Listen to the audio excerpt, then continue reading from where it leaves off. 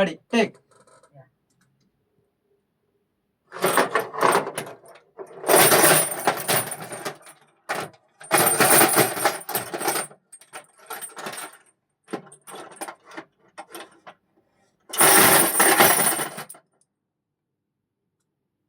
Actually Srini గారు take.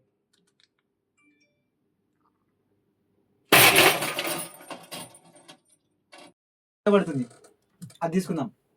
Okay ఒక్కసారి అంటే మేము లేడీస్